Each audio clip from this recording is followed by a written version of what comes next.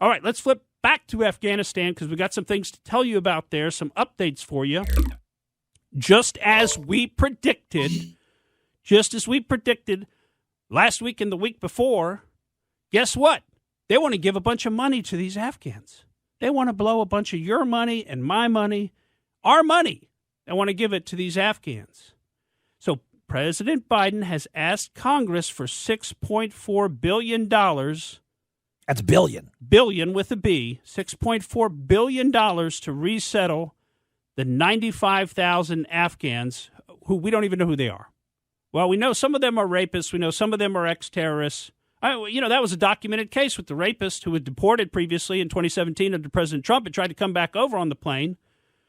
And how many of them are people who have this kind of a background? We just don't know about it because there just aren't the records. And that's what they say. By the way, these are people who can't qualify for the special immigrant visa because we covered that. Of the 122,000 people we brought over, 6,000 of them were people who qualified for this SIV, special immigrant. That's the people that helped us in Afghanistan. So we brought over 6,000 of them. We brought home 6,000 of our citizens.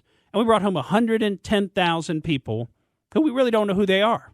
And a lot of them that probably do not like us. And guess what they're going to try to do? They're going to try to make them into voting Democrats, and you're going to see that. So they want to spend $6.4 billion for security screenings and humanitarian assistance. I'm sure that's going to include temporary housing at our military bases. Oh, that sounds like a good idea. Let's put them at all of our military bases. It's just pathetic. So what else do they want to do? Now they also, in addition to that money that they're going to spend in bulk on housing and other things for these people, now they're going to give them $1,250 each in cash payments on the spot. And by the way, this is going to be paid for by the State Department. So, again, this is supposed to be some kind of a humanitarian effort, and this is being reported by the Washington Post. Again, for those of you that only believe things that you read in the liberal media. But just think about the number of immigrants or refugees or people that we've let come into this country. Over the last 20 years, supposedly, it's been nearly 1 million refugees that we've brought in. That's more than double the number of residents living in Miami, Florida, and apparently would be the equivalent of annually adding the population of Pensacola, Florida. Those are just the refugees. You know, we got 10 or 15 or maybe even 20 million people who've come across illegally. These are just the people we've counted as refugees. So now we're taking in another 100,000, and we're going to give them each $1,250. I mean, this is our money.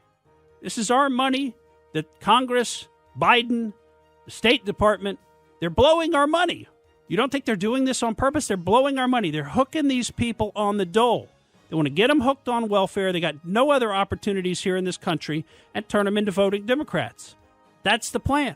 You can see it playing out right in front of you. Just have to use your common sense, folks. You just have to use your common sense. And boy, it's a sad state for our country. We've got some other interesting stories on Afghanistan I want to run through when we get back, but we're going to have to get moving because we got so much more to cover today on the Morgan Streetman Show. We'll be right back.